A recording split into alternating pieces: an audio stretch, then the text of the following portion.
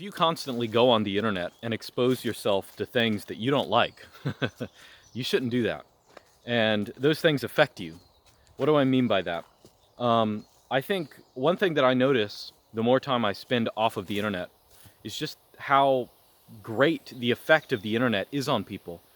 Because if you spend time away from the internet for any amount of time, you're going to realize that everyone around you is drifting in this weird direction.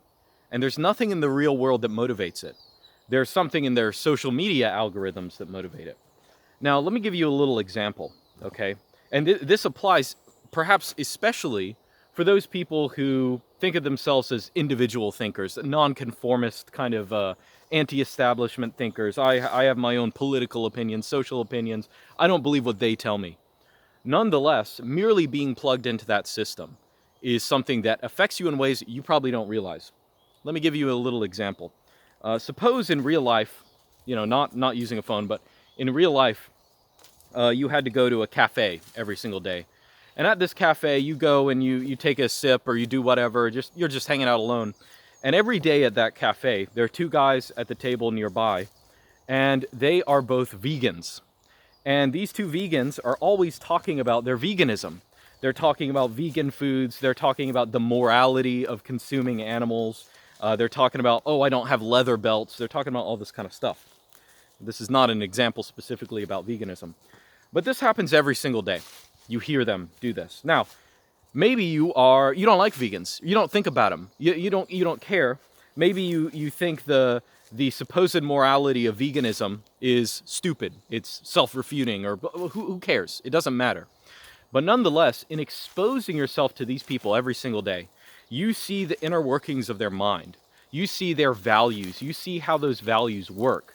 And as time goes on, you create this identity for those people, for that ideology in your head.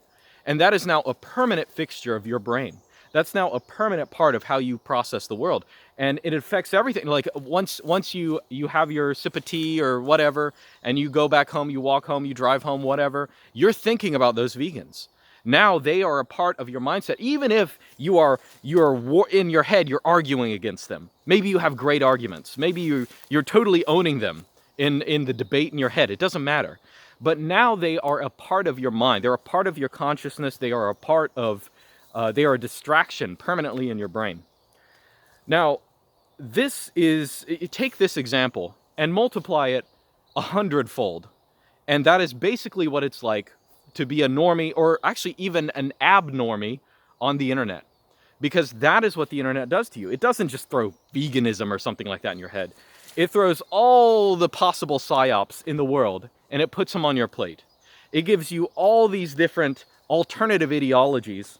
It gives you all these different perspectives. It gives you this way of looking at the world, where no matter what your way of looking at the world is, even if you are a vegan and you're listening to other people, it doesn't matter what example it is. Your mind is now cluttered. Your mind is confused.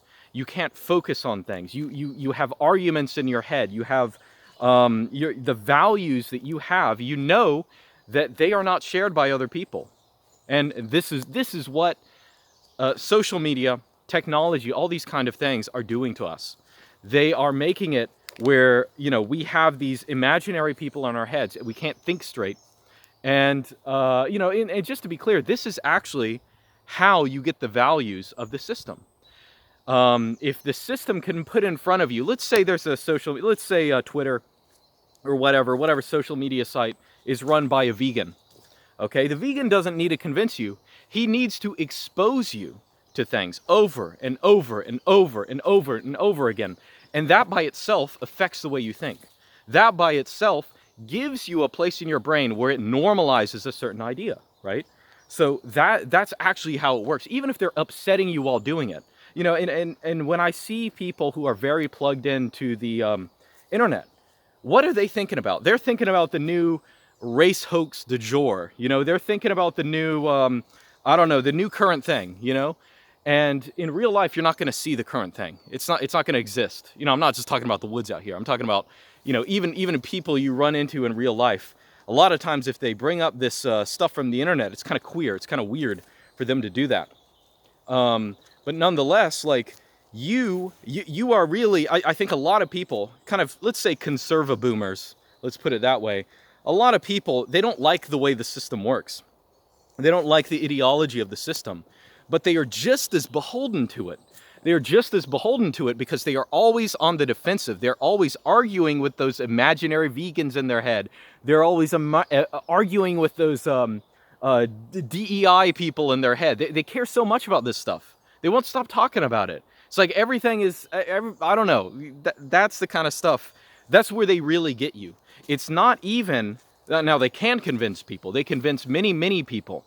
And that convincing doesn't come from them coming and arguing something to your face. It comes from constant exposure, constant confusion of your worldview, or any semblance, any relationship to reality. They can just put it in your face over and over and over again, and many people entirely yield. But even those people who put that in their brain, they let it be a fixture in their brain, and they argue against it, that is almost just as bad. That's almost just as bad. And this is really, when you look at people of the past, you realize just how radically different they looked at things than how we look at things. Like, let's say people in the West now, the default way of looking at the world is atheism.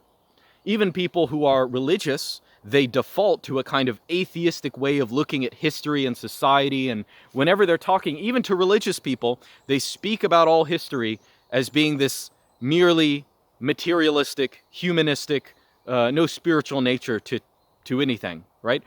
Why did they do that?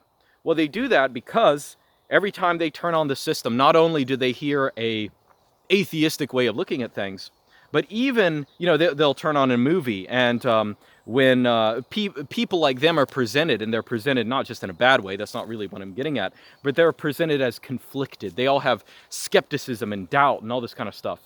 Now, this isn't just about religion, this is about everything. And this is really, ultimately, it is a confusion that's in the mind of all people, regardless of what they believe, regardless of, even if they have wrong ideas, even they are confused. I remember reading, there's a really good book, my priest recommended it, it was, who is it? Tito Colliander's Way of the Ascetics. Okay, fantastic book for any Orthodox Christian. But there's a part in that book where he talks about, kind of demonic effects of on people. Sometimes people think of, a demon might put a bad thought in my head. I might have a bad intrusive thought that comes from nowhere, right? But sometimes you have multiple bad thoughts, or sometimes multiple good thoughts. And it's not even the content of the thoughts that is dangerous. It actually sometimes is just the mere confusion. It's the mere confusion of what's going, a kind of helplessness where you don't even know what to do. And that is like a really good summation. In that case, he says, just cross yourself, just give it to God, let's say, and do the best you can. But the confusion itself is something that's dangerous, and that's something for people to bear in mind. And I encourage people to not expose themselves to things that, it's not about, let's say, it's not about ideology. It's not about being convinced of X, Y, or Z. It's really about a state that people have when they are plugged into the system. They're constantly being fed agitprop. They're constantly being fed some niche position or whatever. It just causes confusion, spiritual confusion, and I don't know, it's not pretty to look at. And it doesn't, there are some people, I will say, who might have wrong ideas about things, and I hope that they are corrected. But a lot of times that correction doesn't even come from confusion. It does, even if there are good things in that confusion. That's kind of my point here. So that's it. Thank you.